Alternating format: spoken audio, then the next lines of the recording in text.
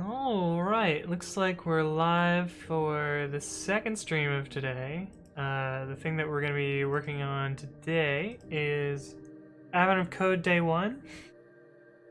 It is, well, right now it's the 30th of November, but it's soon to be the 1st of December in Eastern Time, which is when the Advent of Code starts.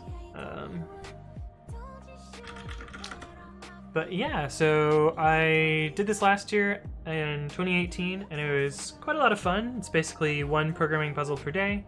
They increase in difficulty each day, and day one is usually a gimme. So hopefully today goes smoothly. But yeah, we're going to be implementing these in Python, but I'll probably look at some other programming languages if I have some downtime. But we'll go from there. I already set up my... Nope, that's not my Anthony Wright's code, AOC 2019. I already set up a repository for it already. Crazy296 says, "Whoa, I had you open in a side tab. Awesome, I was about to start this too. Did you set up a GitHub thing for it yet?" Yes, so I have a GitHub repository for this. I actually set this up, I forget if it was yesterday, day before, 3 days ago. Okay. bad at guessing, but yeah, I set up a repository for this, set up GitHub Actions even, so we have some CI on this crazy repository. Round 2, welcome back. Hey, what's up, Snare Chops? Thank you for the resub. Yes, it is round 2. It's time to do some more coding for today. But yeah, I set up a repository for this. I guess I can, since we have like 10 minutes before it actually starts, I can go through the code and how this is set up. It's pretty straightforward. Ooh.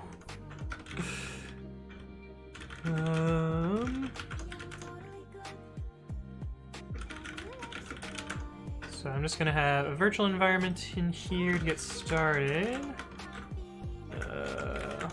AOC 2019. Yeah, Tony with a late night stream. You're right, Drew Cooper son.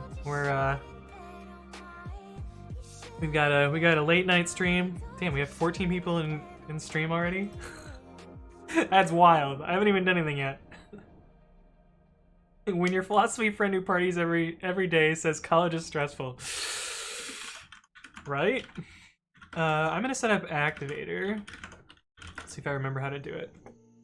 You can just copy and paste the directions from the help message. That'll be dope. Why was that insufficient? Oh, because this command is for Yelpy shits. We don't want virtual env run. That's a Yelpism. There we go. So now when I cd into this directory, it'll auto-activate. Add activator. Hey, what's up, CodeMonkey.js? And Drew Cooper Son says, "We love Anthony." Well, I love you too, Drew Cooper. Thank you for coming to the stream. The annoying thing is college is actually doing the work, because in high school they just checked if you did it. True. Outdated version says, "Caught me mid making cookies." I made some cookies this week. Oh man, they were good. I was actually eating the cookies on the previous stream because we had some time. Crazy296 says, "Wow, I don't get your setup at all. I'm just gonna write code that does the work and upload the Python file." Ah, makes sense. Yeah, my setup a little bit complicated. I have basically this template repository, or this template here, which has a little bit of helper code. Basically, the way I've set this up in the past is I have an input.txt file, which will just be the downloaded source code, and I have this script that I'll copy each day, and I've learned from last time. Let me do this so that I remind myself.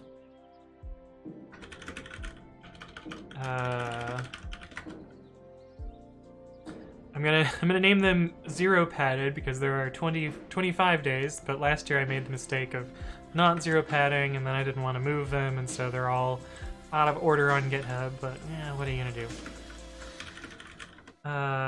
But basically there's this template file, and you download the input, save that as a file, and you'll run each individual day by invoking this script with, or invoking a copy of this script with the input file. I can write some tests here, which we'll probably do to validate the code as we go along, but basically we'll implement the solution here. I have a little bit of support code to show how long each of them take, so that it has like some timing information. But other than that, it's pretty much just like write inputs and write outputs.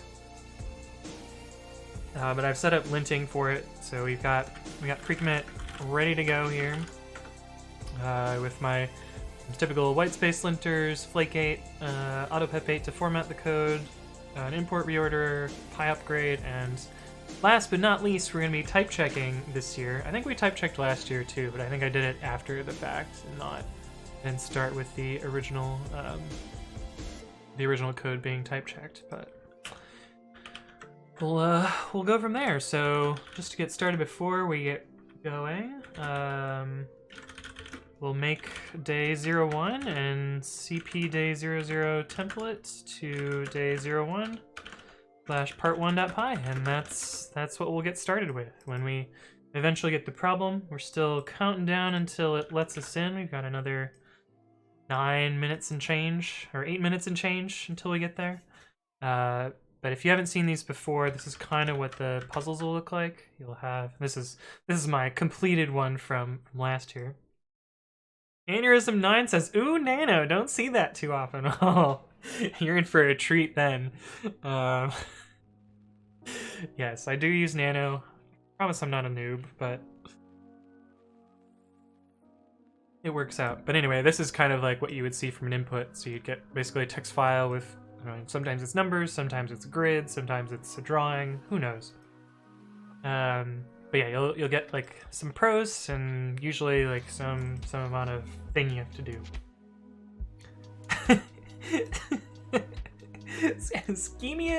Schmedium Hardboy says, "So ignore the username for a minute. I lost a bet, but I'm lurking in your stream for about 6+ months now, and the other day I ran into an old issue on GitHub you gave an answer to. It was it's a small world for me." Well, I mean, a lot of people run into me on GitHub, but yeah, it is kind of a small world, and sometimes you'll get some of my older stuff and see when I was less good at the programs. Arset says, "I watched your video for the Vexillig memory link. It was hilarious to watch." It's a pretty good stream. It's probably one of my favorite ones. If you wanna check that out on youtube.com/AnthonyWritesCode, shameless plug. But yeah, it's one of my favorite streams. Also, based on the metrics, it's one of everyone else's favorite streams too. But yeah, it was a pretty good one. It was quite the surprise when we got down to the bottom of it. But yeah, we'll expect to see a puzzle similar to this when we get going, and basically there will end up being 50 puzzles towards the end of Advent of Code. Actually, if I remember right, there's only 49 puzzles, and then the last one's a gimme or something like that. But yeah, it works out that way. It was from 2015. Oh man, that must have been some of my first like open source stuff. Be a real old issue, but nice. It's a good one. Hope you enjoy it. Traditionally, the 50th star has been have all other 49 stars. Yeah, I think that's what it was here too. Yeah, energy required 49 stars, and then you trigger the button. But last year when I did it, I got all of them except for one part of day 23, and then I spent like 4 days on that one, but eventually got it, and then it triggered the last one for me. Crazy296 says, wondering if I should set up a resource folder and a source folder, or just mash them together each day. I found that I didn't really reuse too much code between each day. But in 2018, I did have one function that I used more than once. And so I put it into a separate little package here called support, and other than the timing, I used this every time. But I found that I used this function once, which does like an n² comparison of two collections against each other. I think I used this maybe 2 or 3 times. Let's see, 1, 2, 3. Okay, so I used it 3 times, so maybe not that many, but it was something. But yeah, we're just waiting for it to get started here. But yeah, aneurysm. Funny thing about using Nano is I'm actually working on making my own text editor right now, which is kind of a Nano clone, but it's mostly working. It's what I usually work on stream, and has undo, redo. You can type text. You can scroll up and down. Got some keyboard shortcuts going. The things that we've been working on recently is search. And so this works, and it also has history, so you can go back through history, and you can even use reverse search to find previous history elements. And we worked on a bunch of that on stream the last couple of streams. But eventually it'll be a fully featured text editor. Little Babby growing up. That's right, Snare Chops. It's becoming more and more of a real thing. Still has a lot of shit that's broken though. Like, let's see, upside down face. I know that this breaks it real good. Oh, that's the right side up one.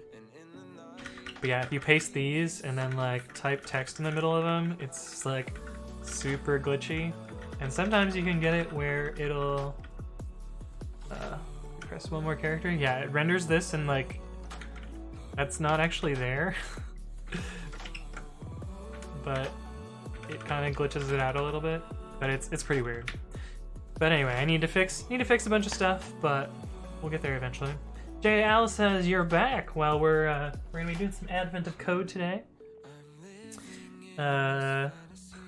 Hopefully the first problem is easy, so maybe this won't be the longest stream. Crazy296 says, "Woo, hyped to butcher Python by typing it as if it's C++." I mean, I like types. We're gonna be typing. I'm even gonna be typing tests here, which I never do. Typing tests is a waste of time. The only reason I'm doing it here is it's easier to type them than it is to isn't. Is to isn't? Is to not type thing. Words, man. How do I talk? Yeah, we're coming up on the hour here, so it's 2 more minutes. But yeah, Advent of Code, free for anyone to enter. It's pretty easy to sign up with like GitHub or a bunch of other logins.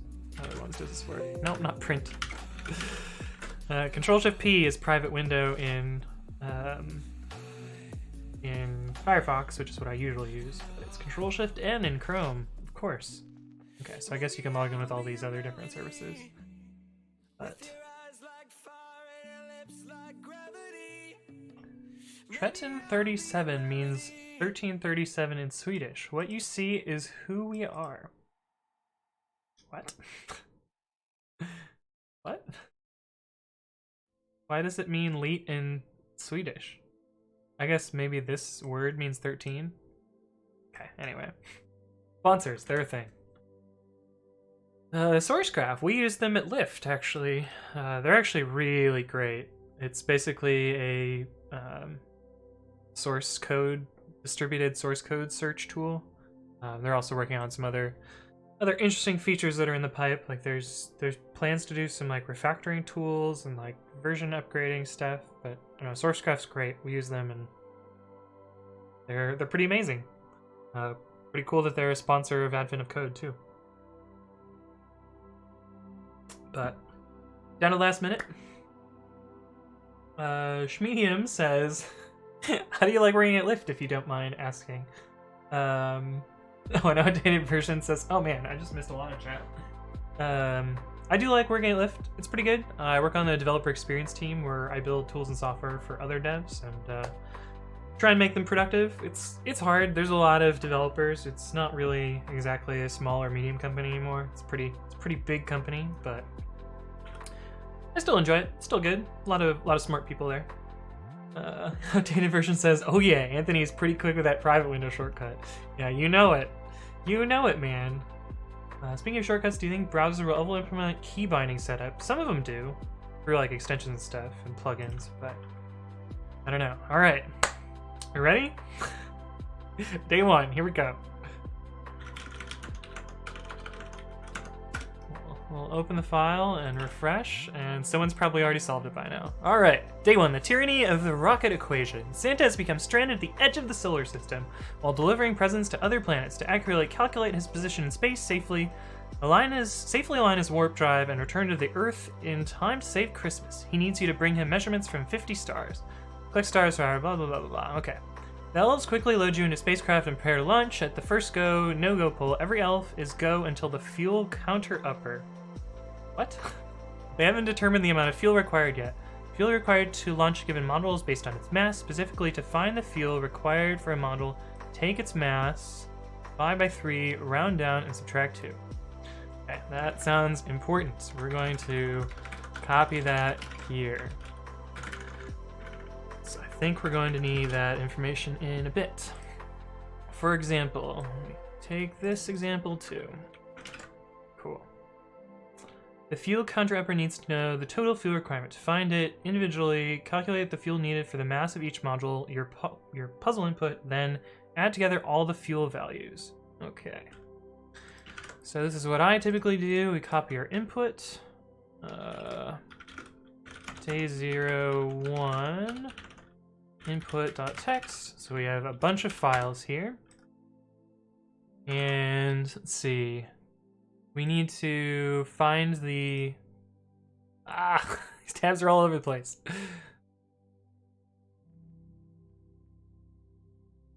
Round down. Okay, so we're just summing up all the values and getting these. But we can write some quick tests here. 1969 should end up with 654. And this number should end up with this. I'm sure someone has already submitted by now because I'm taking my time. I'm writing out my test cases, looking at chat. Yeah, Evan is released. First day is ready. I thought it started tomorrow. Technically, it's already tomorrow in Eastern time. We should add some of the simpler cases too. For 12, it's 2. And they usually get fewer test cases as the days go on. So often you'll end up with fewer stuff. Okay, so I know we're gonna have a sum. Well, we'll call it total. And we're gonna be reading by lines. And we're integering them. Let's see, what do we do? For a mass of 12, divide by 3 and round down to get 4, then subtract 2.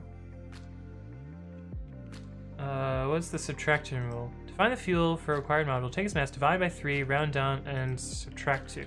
Okay, so total plus equals line val divided by 3. Integer divide will round down for us. And then we add 2. Okay, so we should be able to test that, and it does not work so well. How did this not work? Okay, 12 divided by 3 is 4, minus 2 is 2. 14 divided by 3 is still 4. Did we pass any of the tests? No, I failed all the tests. Okay, so clearly something is wrong.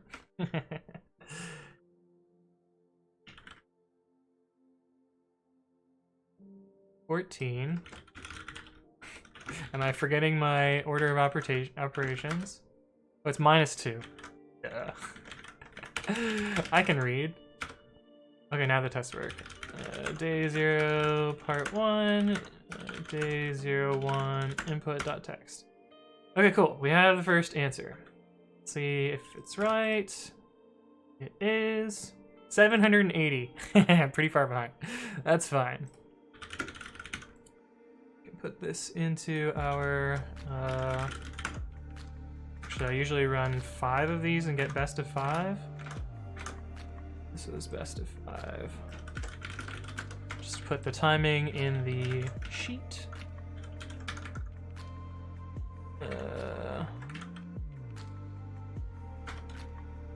Cool.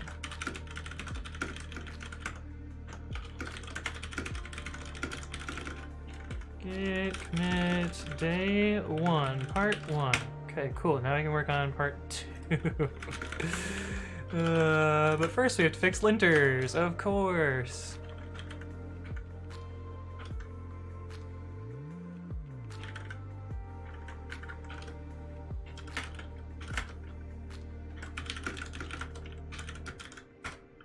Slowing myself down with linters, as we do. Alright, part 2. During the second go/no-go poll, the elf in charge of the rocket equation, double checker. I always forget. This song in the playlist has high balls. Apparently you forgot to include additional fuel for the fuel you just added. Fuel itself requires fuel just like the module. Take its mass, divide by 3, round up, subtract 2. However, that fuel also requires fuel, and that fuel requires fuel, and so on. Any mass that would require negative fuel should instead be treated as if it were 0 fuel. What? The remaining mass, if any, is instead handled by wishing really hard, which has no mass and is outside the scope of this calculation. Okay, so for each mass module, calculate its fuel and add it to the total. Then treat the fuel amount you just calculated as the input mass and repeat the process, continuing until a fuel requirement is 0 or negative. Oh, okay, so you kind of end up with a little formula thing. Okay, so if we copy day 0, 1, part 1, yeah, yo dog. You're right, aneurysm. This is a bit of yo dog here. So we can delete this. It's no longer relevant. But we will take their inputs again. 14. 14 is still 2. Cool. But 1969 ends up with 966. And this last number ends up with this number.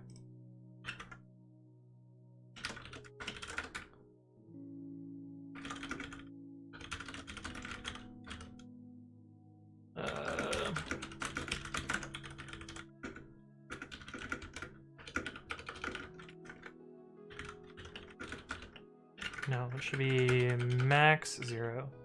Max? Yeah. If it goes negative, we want it to be 0. Okay. Okay, so the fuel has mass, and we're just re-adding the amount of mass. Okay, that's not so bad. Okay. Yeah, double slash is integer division in Python.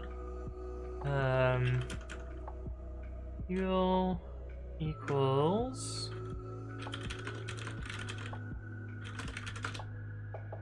Okay, so basically we want while true, prev equals int line,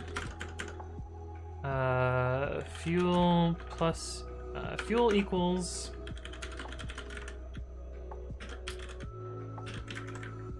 so we'll compute the fuel, and then, actually while fuel is greater than 0, total plus equals fuel. I think that solves this. So we compute the fuel for, oh, we need to set prev equals fuel. I've typed this word so many times that it looks like it's spelled wrong. And actually, I think I can just do this. We don't need the extra state variable. Something like that. Let's see if the test case is passed. Day 0, 1, part 1. Hey, okay. Oh, that's part 1. We want part 2. And those also pass. Part 2.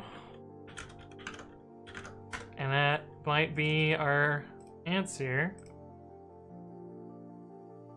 Hey, and 585. That's a little bit higher than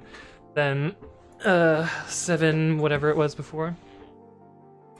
All right, we're done with day 1. I'm gonna clean up the solution, provide some alternate solutions, and do that as I often do. But maybe we'll try some other programming languages. Let's see, best of 5, 3, 4. Best of 5 would have been this one. Try some alternate solutions as well.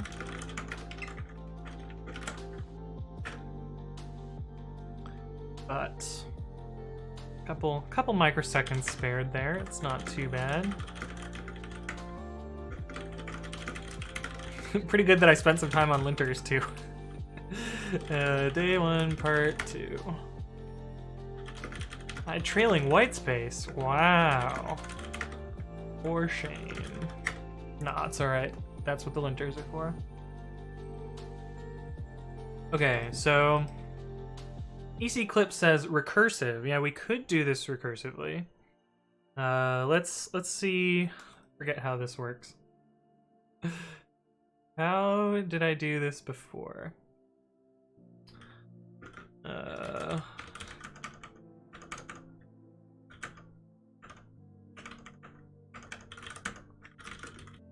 Let me see if we have some examples from the previous year where I had ones with multiple solutions. Okay, it looks like day 1, part 1, I did multiple solutions. Because I clearly remember how my code works from before. Holy crap, why is this not tabulating? Oh yeah, last year you could solve the problem with just eval, which was pretty good. Day 1 went well. 730 and 585. I spent some time fiddling with linters. You guys don't know, Eric is the one who runs Advent of Code, so got some celebs in the chat. But it went pretty well. It was not so bad. It was certainly more it was certainly harder than last year's day 1 part 1. Which was just like a one-liner in JavaScript. Are you ready to go to space? Space! Oh man, some more Portal 2 refs. He's not VIP though. Do we have VIP? That's a thing, right? We'll make him a VIP. Welcome to VIP land, Eric. Now you have special privileges, which are, I think, only spamming the chat. I think that's it.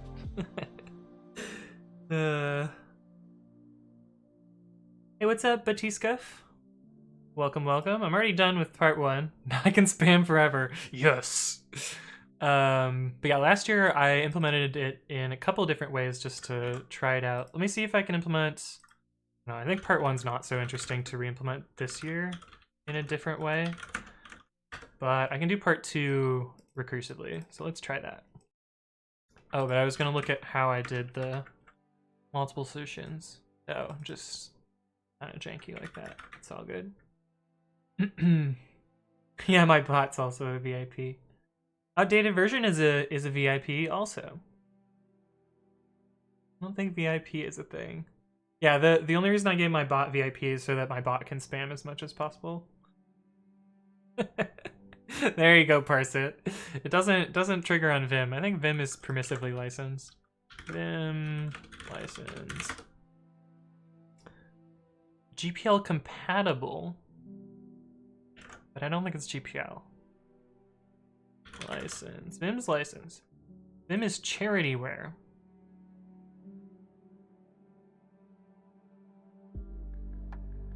What?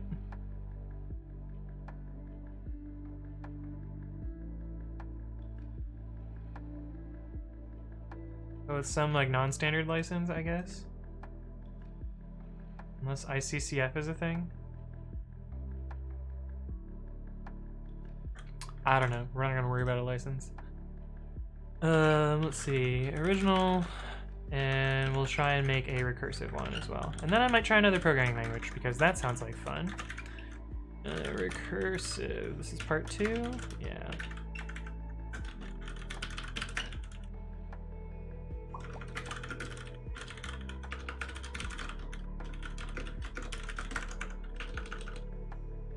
We could also do this, I guess we could do day 1, part 1 as a cheeky list comprehension, because this could just be done in one line.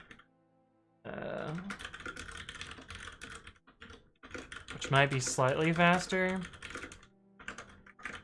Sum of int line integer divide 3 minus 2 for line and s dot split lines. Okay, so maybe there's a slightly cheekier way to do this. I think this will do this. This is actually not a list comp. Let's call it one line.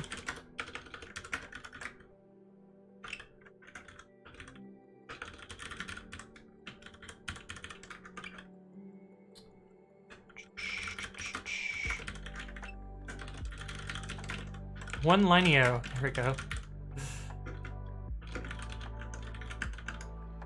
Part 1. Day. Part. No. Input. That's how we do this. So those are the same number. It's slightly faster. Let's see. I did best of 5, so that's 1, 2, 3, 4. 3, 4, 5. I think this is actually the fastest one. Yeah. Okay, so I guess we have a slightly faster day 0 part 1. Just by doing sneaky things with list comprehensions. Oh, and it was exactly the same time on the original one. Look at that.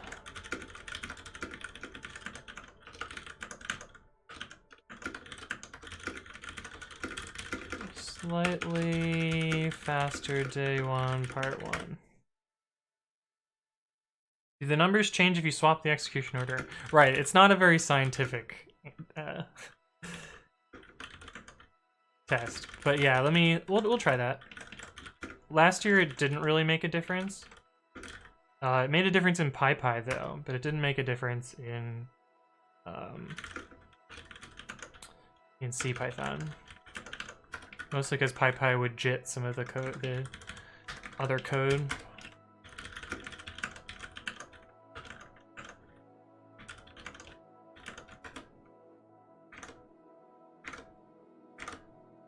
Huh.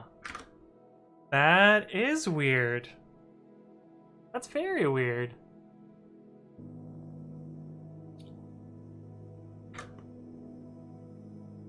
What? Maybe it's not faster. This is super inconsistent now. Well, that's what you get for doing super non-scientific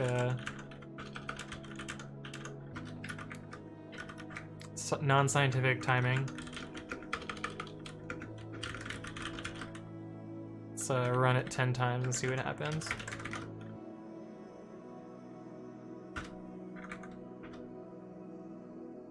Well, this is really hard to see. I guess, like, they end up being about the same at the end. Huh.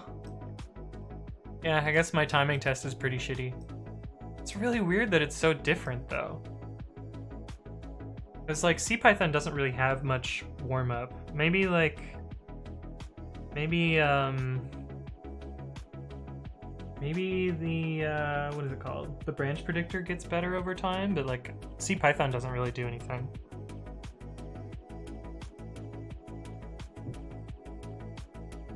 Another interesting thing would be is to try Python 3.8 instead,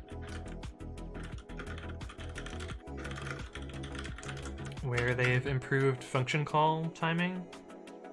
Let's see what that does.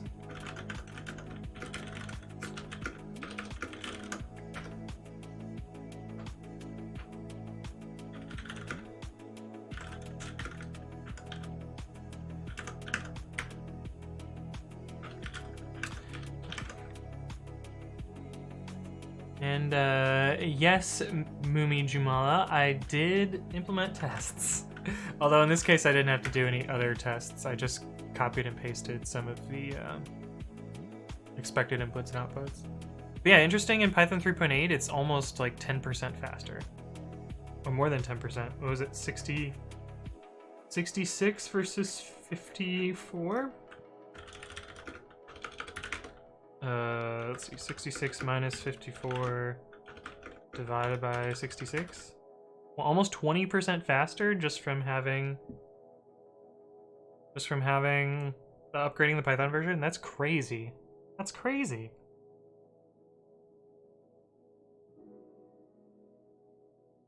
Joey's Bites says, I prefer Miniconda to have multiple Python versions installed. Well, I prefer having system installs and then using virtualenv. What the fuck? Oh, this is what I wanted. grep Python 3.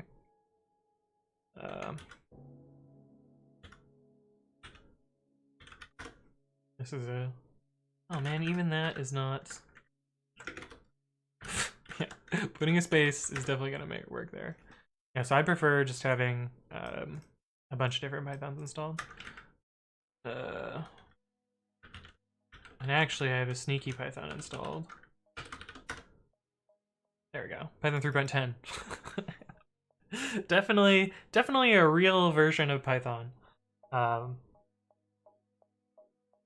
But like, I actually maintain backports for an Ubuntu PPA called Dead Snakes.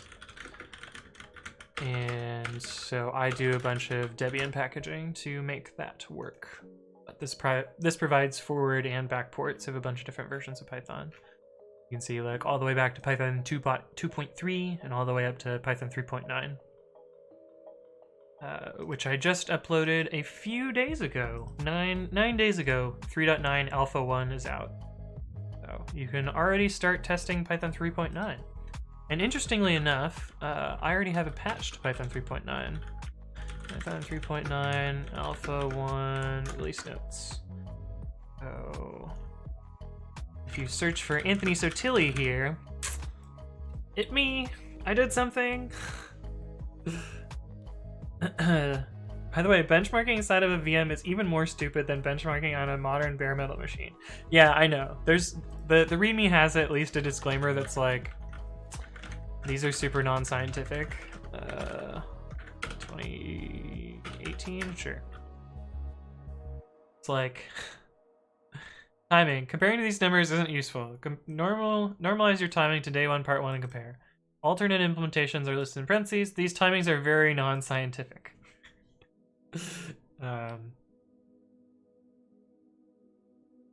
Yeah, I think if I actually wanted to compare things, you would probably like count the number of cycles, CPU cycles used, and like compare the different opcodes that are taken for those, and not really don't use a shared machine, don't use a virtual machine, don't have a variable clock frequency, all sorts of different things. CPUs are pretty good at not spending power now. Yeah. Well, I mean, even if you look at like my CPU, you'll see like this number varies drastically. It'll go from like 2 gigahertz to 4 gigahertz to, yeah, all over the place. These variable clock frequencies are pretty wild nowadays. But anyway, so we've shown that my timings are super non-scientific, and it really just leans more towards the later solution. But that's fine, whatever, I don't care. Hey, what's up, CryTime1825? Welcome to the stream. Thank you for the follow. That doesn't look like a GNOME system monitor. You're right, Bolio Polio. This is all an elaborate ruse. I'm actually running Windows. Sneaky, sneaky. If I don't have a VM open, my CPU often drops to 1.1 to 1.6 gigahertz. Wow, awesome. Batiska says, sorry for the off topic. In the last video you mentioned about splitting Babby, maybe this would be helpful. Zonch/amalgamate. Collapses Python packages into a single module. Oh yeah, I mean, this wouldn't be so bad. But it's, like, I would probably instead distribute it as a zip app. Python 3 zip app. That way I could just package it normally, and, no. On the ad? Why is there an ad for this? Feedback. Where's the this is not helpful? This is not helpful. I don't like this. No. But yeah, zipapp basically makes it easy to create an executable zip from a normal package layout, and as long as your package doesn't do strange things, like if it uses the resources APIs properly, it's pretty easy to just roll with this and end up with a working executable. So I'm gonna try, like, I'll probably keep it as one file for as long as I can until it becomes completely unmaintainable. But then I'll probably pursue zip app instead. Parsit says, now that I know that you have 64 gigs of RAM, I need to know your processor model, just a nerd thing. Let me see if I can find my parts list. I know I sent it to my friend on work Slack. It's not quite up to date because I got SSDs after the fact. PC part picker from me. This is the latest one I sent. Put this in the chat. This was my build in last October.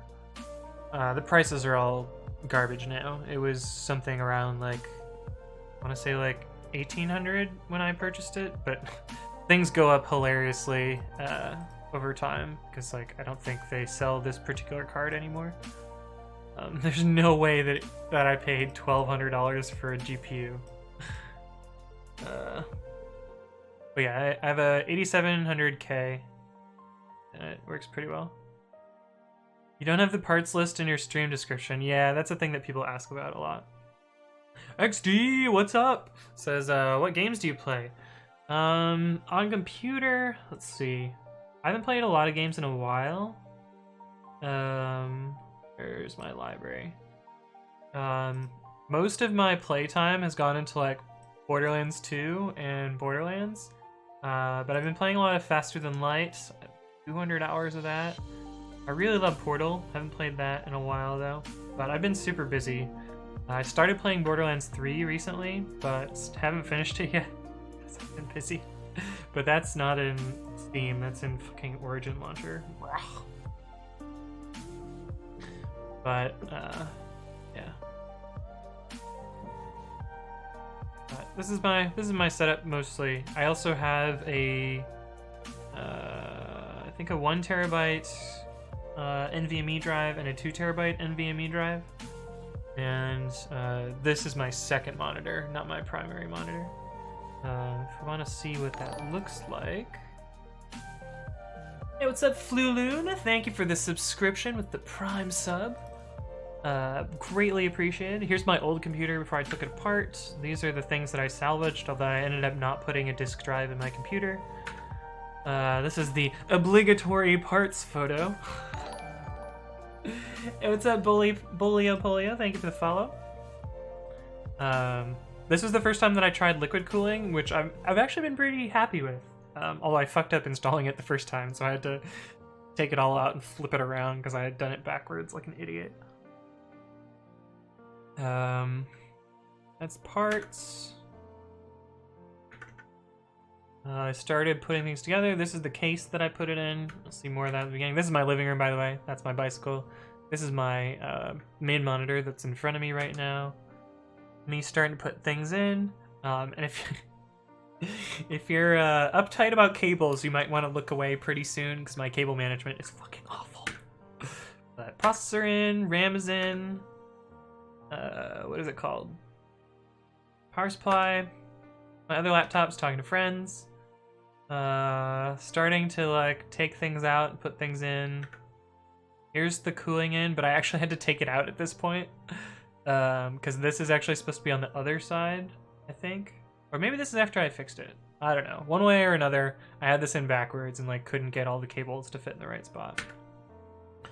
GPU is in. This thing is really heavy and it kind of sits like a little bit like this in the case, which is unfortunate, but what are you gonna do? It's the disaster of my living room after more and more parts are in.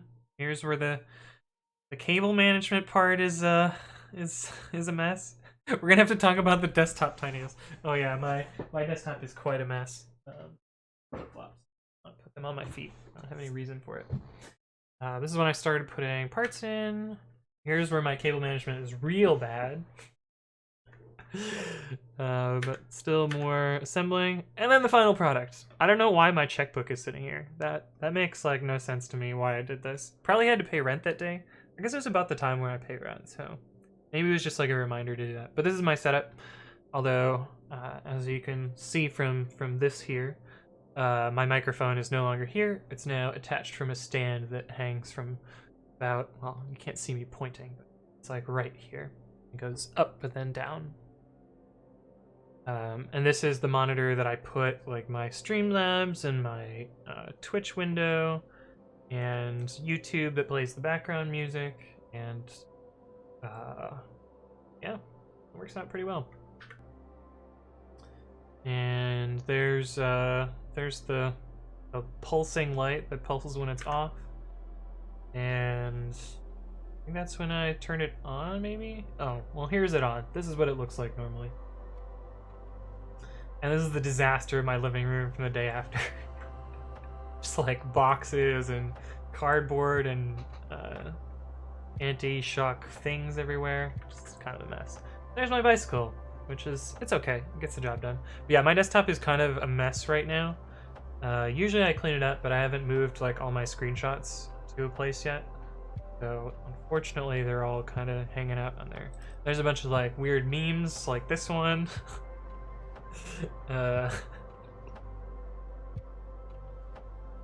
Buy another mechanical keyboard. But yeah, that's my setup. This is another good one. Oh, you can't see the punchline. There we go.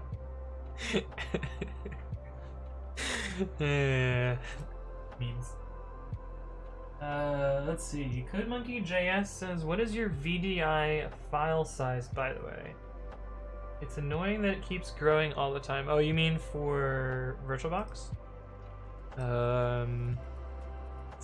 How do I see that? I think I use fixed size, so I don't think I have that problem.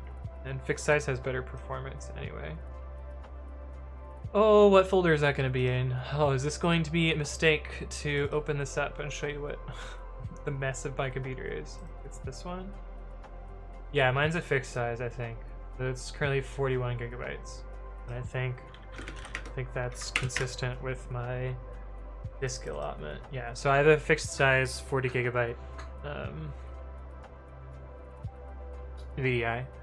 It's actually way faster when you use fixed size setup, which I didn't realize until I did it for the first time. It takes forever to set up for the first time, but after that it's like super fast. Let's see if we can free up some disk space here. Yeah, okay, now we have another gigabyte of space. But that's my setup. That's my chatbot. Let's see. My PC is not on the ground. Good practice. Yeah, well, it also looks nice to just sit on my desk, you know? If I put it on the ground, I wouldn't get to look at it all day, but now I can at least look into it and see it nicely. Good practice. Yeah, I think it's it was recommended to me to not put it on the ground because it collects less dust that way or something like that, or at least I clean it more often when it's not on the ground. Let's see. I love portrait. Oh, user 335 with the rating party of 20. Whoa, how's it going, my dude? Been a while. It's going pretty well. Let's see. Today is Advent of Code Day 1, so I did my little code puzzles for today, and I've mostly been talking about PC setup and other stuff since then. But I got my gold star. I'm on the leaderboard. Got day 1 under my belt. It's just about to do day 2 pretty soon. Mostly was just doing almost a just chatting stream at this point. What was the Docker command you ran? I ran, let's see, Docker system prune-f. Hey, what's up, Mr. Noah99? Thank you for the follow and welcome to the stream. So that command, what it does is it finds all dangling images. So if you do Docker images, these are all the named ones, but if there's any that didn't have a name, it would delete those. It also cleans up any running containers. So if you do something like Docker run Ubuntu Bionic Bash, it should just spin up a Docker container. Oops, well. So it spun it up and then it immediately exited. But since I didn't do RM, that container actually sits around for forever in this exited state. And unless you run with Docker run RM,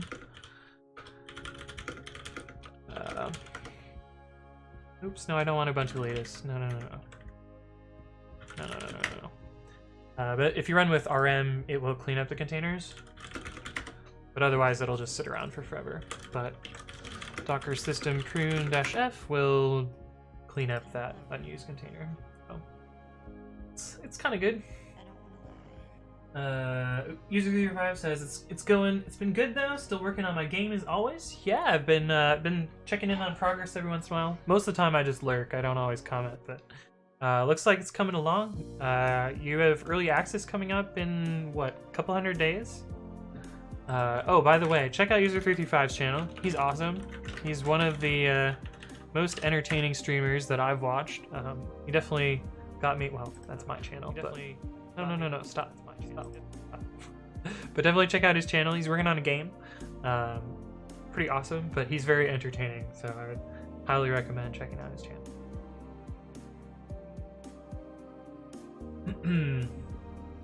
Let's see. Still didn't catch up on chat before. I love portrait secondary. That is my setup. Yes, I have a second portrait monitor. I don't really use it very often. It's mostly just where I can like throw things that I don't really care about seeing immediately, and so they're kind of off of my peripheral. So like, I don't know, like Streamlabs and streaming and stuff, or like I'll put IRC up over there, or my music player, or things that I'm not really working on, because I usually stick to my primary screen. It has better colors and everything else too. Mr. Noah says hi and bye. Bio and Linux. Yeah, I'm running some Linux, but I'm also running Windows. It's sneaky. I'm pretty sneaky. Mumi Jamala got 587 and 730. Well, he did better on the first one than me, I guess. So that's something. But yeah, AOC is pretty sweet. Do Project Euler. I've done a few Project Eulers. I'm not as good about these though. They're a little bit trickier for me, but I have done a few of them. They're pretty good for practicing, but I don't know. Advent of Code is enough like programming puzzles for me for most of the time.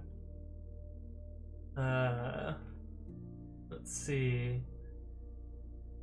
Sushi Natur says, "Hi Anthony, I'm past my bedtime, but I tried to think straight." Are you doing Advent of Code right now, like middle of the night for you?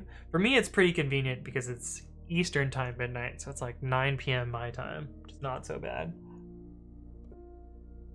But day one went pretty smooth. Oh, right, we were gonna try and re-implement part 2 using recursion because someone wanted to see a recursive solution, and I didn't do it yet, but let's do that.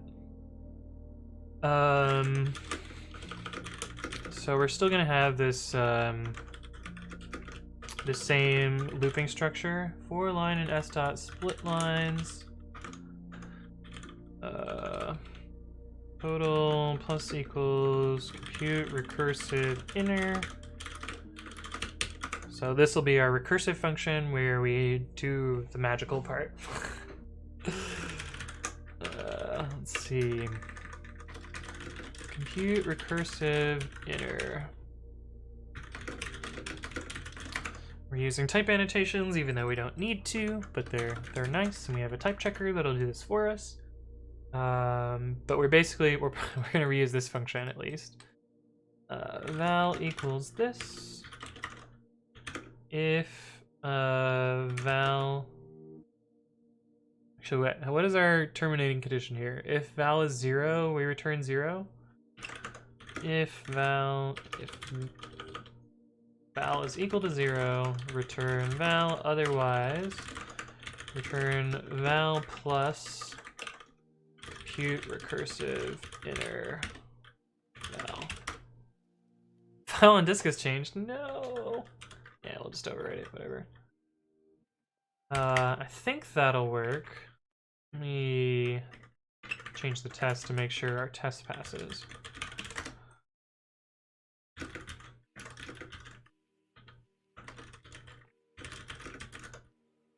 Day 1, part 2. No, we want PyTest, not Python. Okay, cool. Yeah, so that recursive solution works. It's not so great. But it gets the job done. And it should be slightly slower. We also shown that my timing here is super non-scientific. let's at least give both of them. Oops. Give both of them a fair shot. Day one input.text. Why did it not loop? Oh, I didn't save. No, I don't want to write selection to a file. I want to just write the file. Oh, that's weird. It's showing the recursive one as being slightly... Oh, it's just it's just random. Who knows which one wins? It's pretty different each time. I expect the recursive one to be slightly slower due to stack frames, but it looks like in some cases it's not. That's what you get for not a super thing. Dictionator says there's a for I in Python, I guess. So for with a built-in counter. Kind of. There's this helper function built in. Let's see, Python. So normally, let's say we had some list. That's like A, B, C. And normally you would loop through it with like for element in list. And that just gives you your normal iteration. But if you also need the index, there's this built-in called enumerate.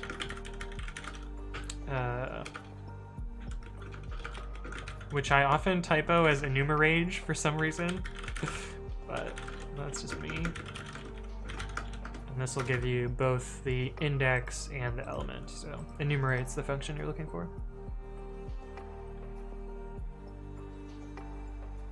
Yeah, recursive's a little slower, makes sense. Yeah, mostly because it has to build these stack frames, and Python doesn't have tail recursion optimization, so each of these calls adds quite a significant overhead. But let me just grab... Oh, let me remove the loop, even though it's not really a fair measure. Python... what am I doing? No, day 01 part 2. Wait. Oh. That's so annoying. When you have a selection, it tries to save to a different file. Write selection to file. That's such a weird feature. I didn't know that was a thing in Inno, but Control S will save at least. I'm not going to add that feature to my text editor. We're not doing weird save selection. Although, now that I think about it, that like I didn't know that was a feature, and it might be useful in some cases, but like a weird thing. But my text editor doesn't support selections yet either. I want one where original is faster than recursive, is what I expect. Oh, this one seems fine.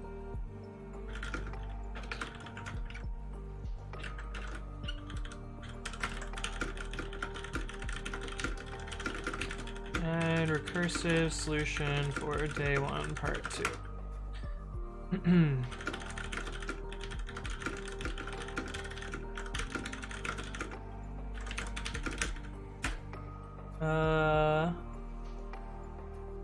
Numi Jumala mentioned enumerate feels good from a general CS point of view. I would love to learn about enumeration in Python, but no pressure. I can actually show you how one would implement enumerate. It's not super tricky. Actually, how you would implement kind of the for loop in Python as well. Let's see.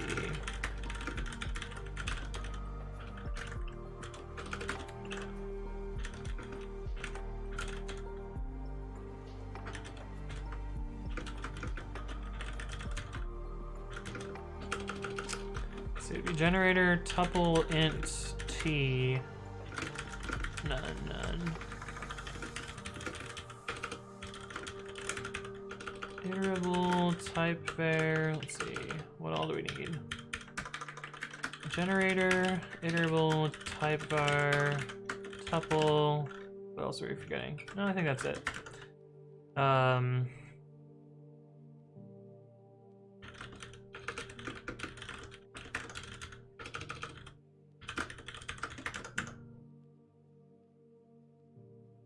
So then you would do try. Val equals next. Except stop iteration, return, else yield I val, I plus equals 1.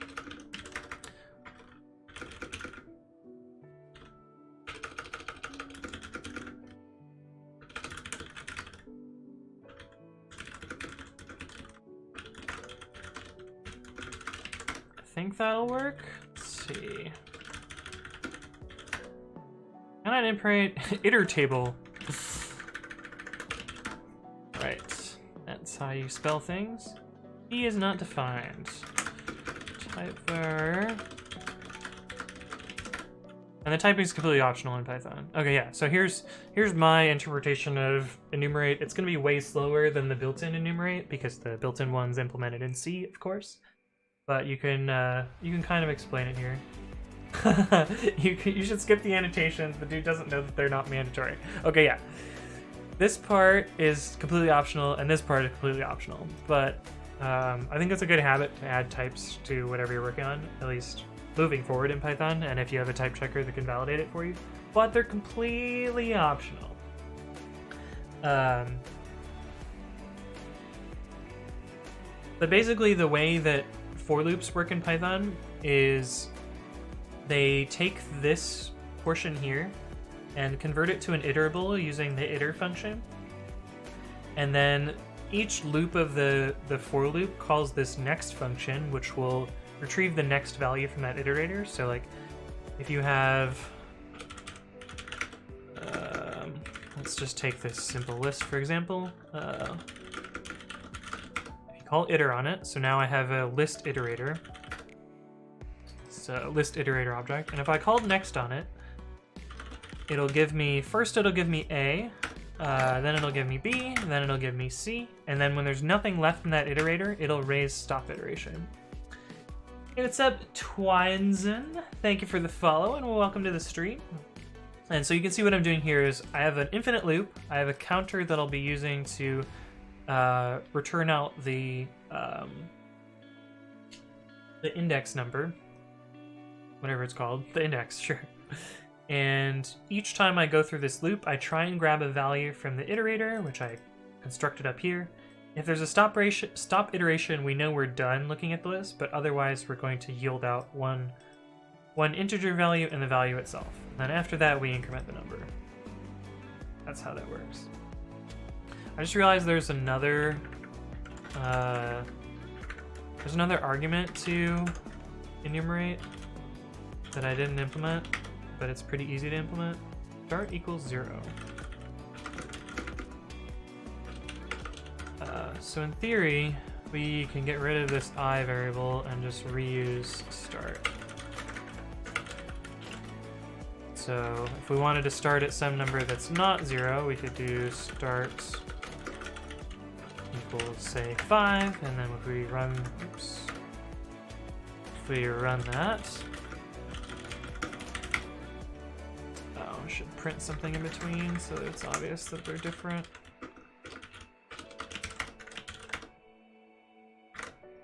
Oops. You can see that like we can start and enumerate at some number that's not just 0.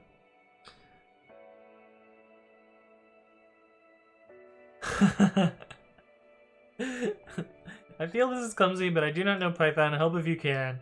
Yeah. Yeah. Okay, maybe this is probably the wrong way to go about explaining enumerate.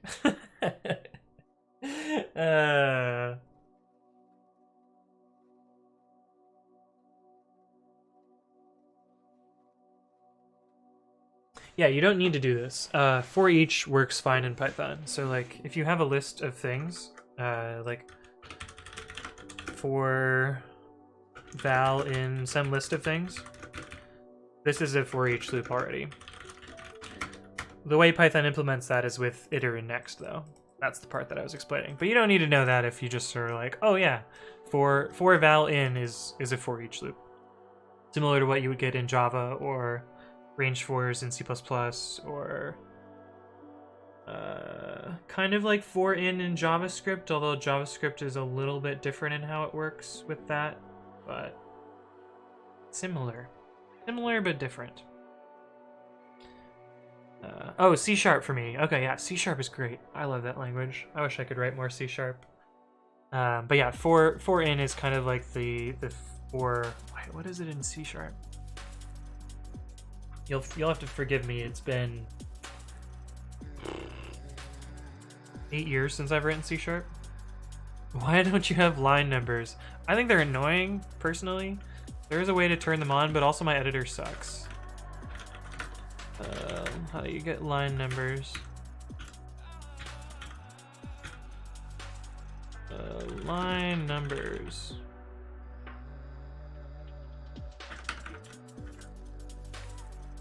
That's bold text. Display line numbers.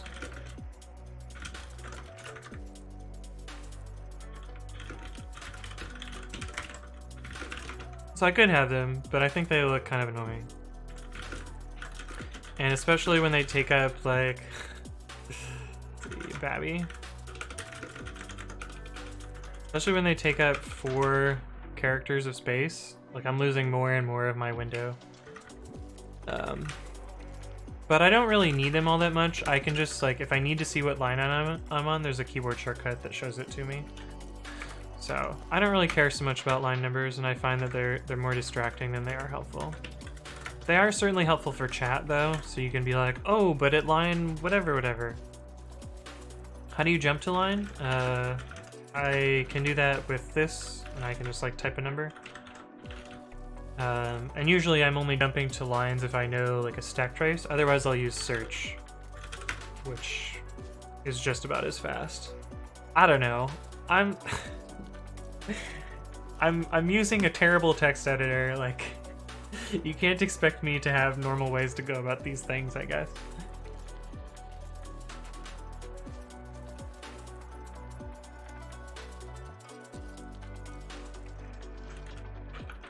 Let's see, for each C#.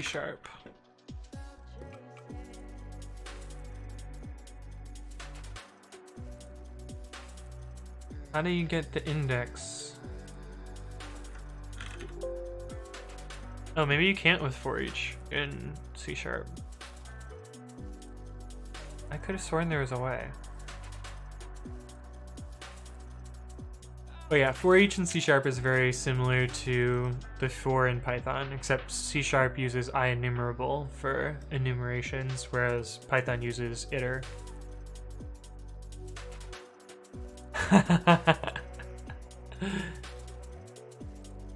I just wonder if you get an error on line 435. Oh, that'd be easy. So you would just be like, I have a keyboard shortcut that's control underscore, and then you would type the line number and jump to 435. That would be how I would jump to a line. And in fact, in my new text editor, which I'm currently implementing, the same functionality already works. So my text editor called Babby, you can jump to, oh, that's 453, but you know, you get the idea. 435, is that the one you wanted? But yeah, this is a really crappy text editor, but eventually it will be good, I promise. Right now it's mostly just memes. You can exit like Vim or like Emacs or like Nano. All 3 of those work. If you missed the stream earlier today, we actually worked on some of this search history stuff. So we were implementing search, and like you can arrow key up through the previous searches. But the thing that we were implementing today was reverse search, so you can find like previous searches by doing a substring match, which is pretty cool, if I do say so myself. But that was what we worked on today.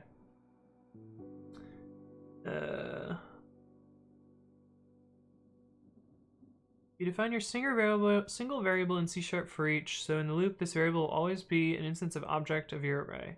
Yeah. In C# you have well, do I have highlighting for each? That's caps lock. No, we don't have highlighting. Is it in? Yeah, in. You'd write code like this. Well, I think in C# they preferred this style. But the equivalent in Python is just for x in ARR. And in C# I think you would have to do like int idx equals 0 and then do something like this. But in Python you can do I comma x in enumerate ARR. So for each with indexes C#. Isn't there like a helper? Well, you can make a extension method to do it. Or you can do with link. I'm surprised there's not a built-in way to do this. Amazing. This is one way to do it, I guess. Different than how I did it, but I guess that works.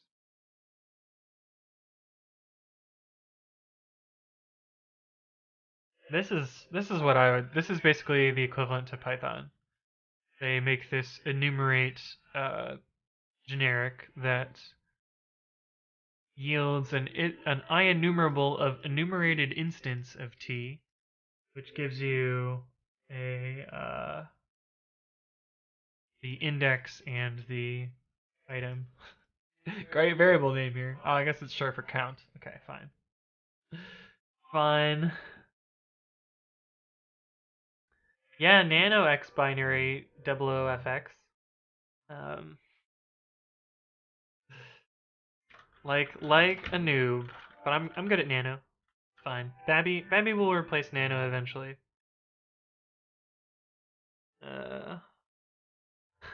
And the bot corrected you immediately.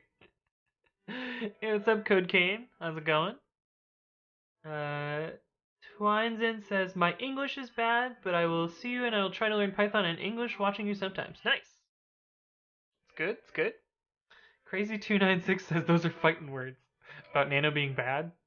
I mean, it's certainly not good, but I use it and I like it, and I'm gonna stick to it. Codagain says, hi, I'm good, and you? I'm doing pretty well. Today's been a long day for me. I woke up, I ran 10 miles, then I streamed for 6 hours, then I went to get dinner, I'm streaming again. I'm probably gonna sign off pretty soon because, I don't know, it's been a long day for me, but it's been fun. Sushinator says, it feels, I popped into the stream, got distracted from the goal, and sorry, please follow your dream, Anthony writes, I will follow my dream.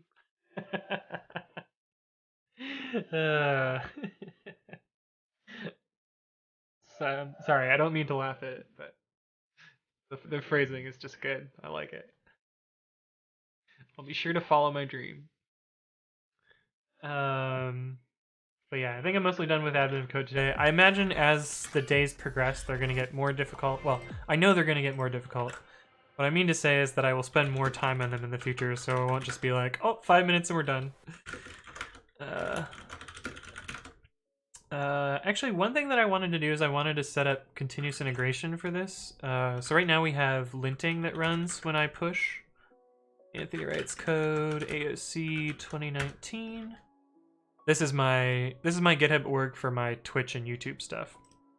My normal GitHub is github.com/acetilly. Those of you that are new, if it ever loads. Often doesn't, as you can see here. I am the GitHub unicorn. Well, there we go, loaded this time. But yeah, if you've seen this asshole, that's me. But we already set up a workflow that runs linting on merge. I'm back, Shoddy. 2 streams 1 day, right? I actually think this so we did a programming puzzle today. I think you could do this one even though you're not a programmer. It's not the hardest of problems. I think I could show you a little bit about programming and you could probably get through this problem. Schmedium says, did the AOC challenge in Python and C++, and man, was it a wake-up call how rusty in C++ I've gotten.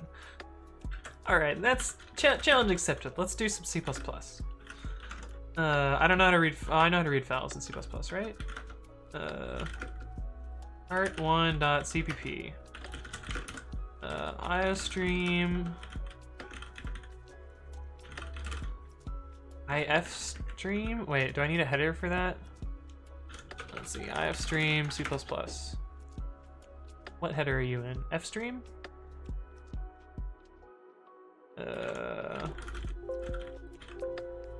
Fstream. So we're gonna read from a file. Int main arg.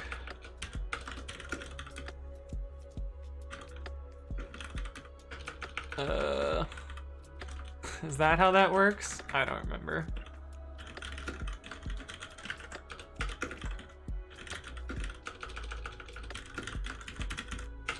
This is gonna be some real crappy C++. See. If argc does not equal 1, no, 2. Oh, we want C error also.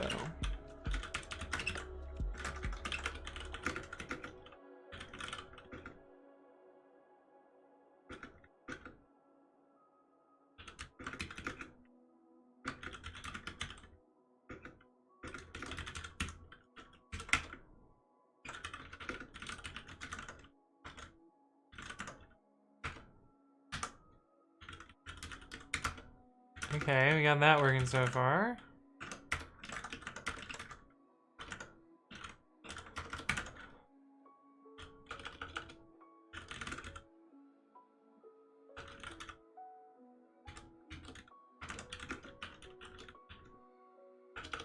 That's not how that works.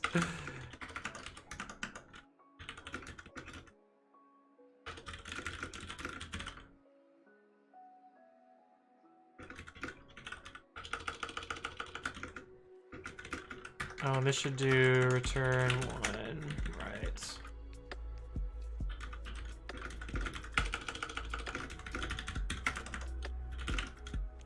Get some solid error handling in here.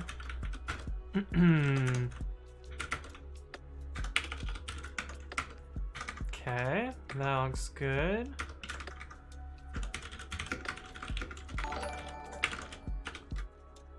Hey, what's up, Sushinator? Thank you for the host. Even though you're in the chat, I see you. Add into my auto hosting schedule. Not sure what it's worth. Oh, I see. Awesome. Thanks. Is there a link for the problem? I'm moderately drunk at the end. It is like 1 in the morning for you. It's adventofcode.com. I'll send it to you on Facebook. You can do it manually with a calculator. That's true. It's true. You'll go away in 4 minutes. We'll make this happen. We'll see. Let's see. While F. Well, normally you do read, check, process, update.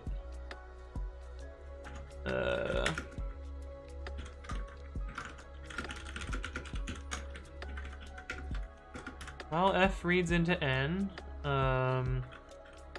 totals plus equals. And is there integer division in C++? Oh, it's always integer division, duh. -2.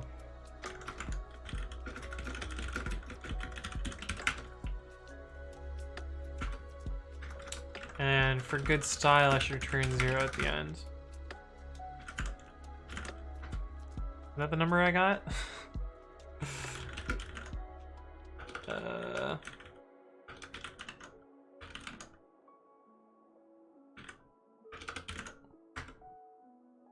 Yeah, that's the number I got. Okay, so I can still C++, kind of. Don't have really good timing for how long it takes, but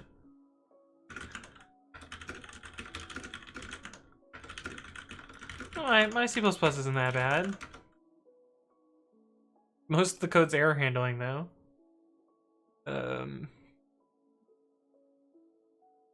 But seems alright. Mumi Jamal says, in 2017 I did different languages every day, and that was pretty fun until the problems got too hard and I used all the languages I knew. Oh man. Arsit says, I just found this. I can't make it crash and this baffles me. Oops.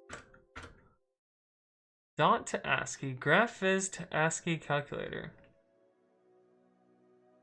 Oh, that's cool. Oh, I don't want to read PHP though. Wait, why is this so simple? Oh, it just shells out? Oh. Well, that's, command. Where does command get used? Proc open. Okay. I guess it's not so bad. Kodakane says, not bad for not using C++ in a while. How would you do this differently? I would probably, sort these. Oh, that's not how you visual mode. Look guys, I'm using Vim. What a weird day. These are sorted already. See, I know how to use Vim. I'm not just the nano noob. Hey, what's up, Chaos Theory 34? Thank you for the follow and welcome to the stream. Damn, I'm all out of wine. Sad day. Alright, we might as well do part 2 since I did part 1. But yeah, I think doing them in different languages is gonna get real sad real fast. I would want to try and set up like a C++ environment, or not a C++ environment, a C# environment on my Linux machine just to see what it's like in 2019. But that would def. What am I doing? Int fuel val and weight.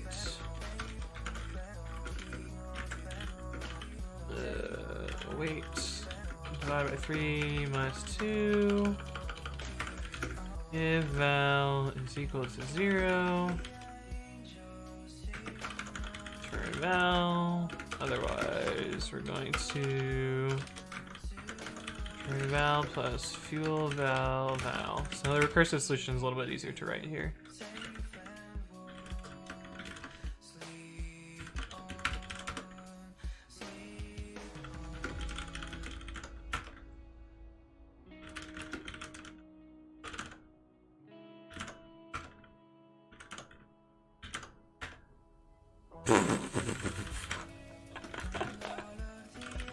Ah, yes, that's the C++ I remember. How's the seg fault?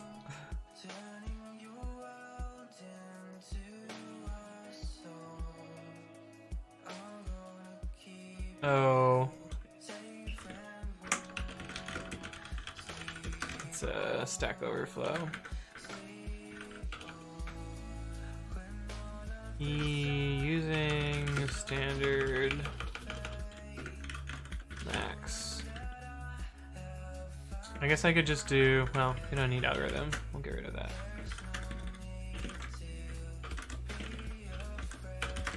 Easy. We have to build it, right? Compilers. And that's the same number. Okay. Not so bad.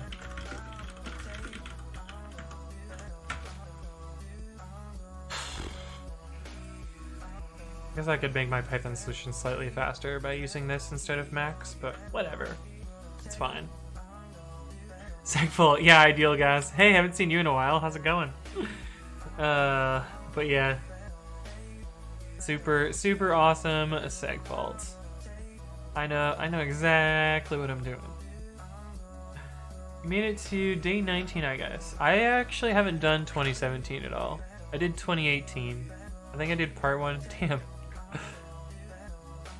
You waited until day 19 to do JavaScript. That's pretty impressive. D. I don't think I know D. Tickle. That's next level. Fortran 95. Whew. Oh, you did one in Bash? Damn. Damn. Respect. Respect right there. Or sadness, one of the two. Ruby is your choice of day one. Is that because you were like, I don't know Ruby very well, so I'm gonna get it out of the way? Or what was the logic there?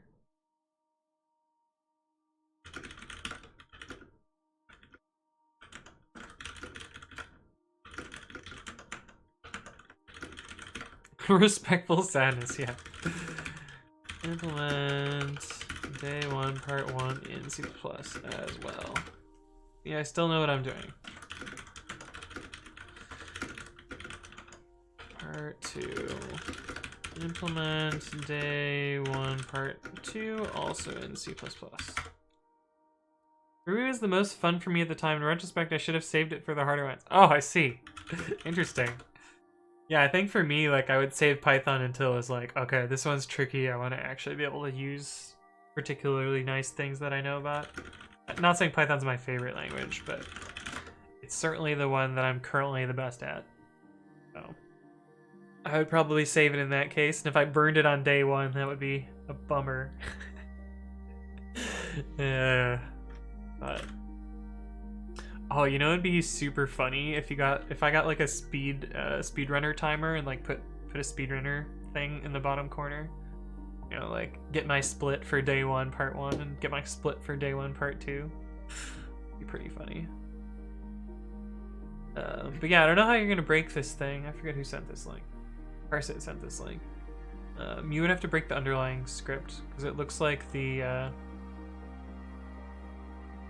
these things seem pretty sound despite PHP.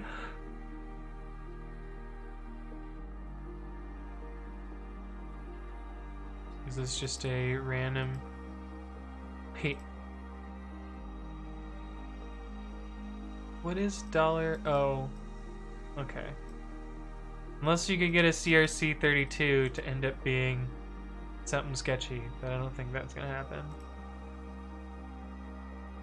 But seems cool. But yeah, I think we're gonna wrap up for tonight. We've been on quite a few tangents here. But I think I'm gonna wind down for today. We did day one. We'll do day two tomorrow. $? No, that's $. That's cash hash. Yeah. Yeah. Tomorrow should be hopefully a little bit more challenging. But let me do my little spiel, and then I'll find someone else to send you guys off to. So this has been quick stream for today, but I usually stream Python open source stuff, so I work on a lot of like important libraries and tools in the Python ecosystem. Yes, I will raid someone, Sushinator. We'll get there eventually. But yeah, if you liked what you saw and want to check out other content that I've produced, or you want to see other parts of the stream that you missed, I usually upload those to YouTube directly afterwards. This is the stream that we did earlier today, where I implemented reverse history search in my Python curses text editor. There's a bunch of stream content up here. Some particularly interesting ones. I worked on building an official GitHub action for the linter code formatter framework that I created and maintain that I call precommit. So all sorts of content here. So if you want to check that out, that's youtube.com/AnthonyWritesCode. I usually announce before I go live on stream that and I announce that in two places. One of them is twitter.com/codewithanthony. Usually I'll say something like, I'm about to stream in 60 minutes or whatever.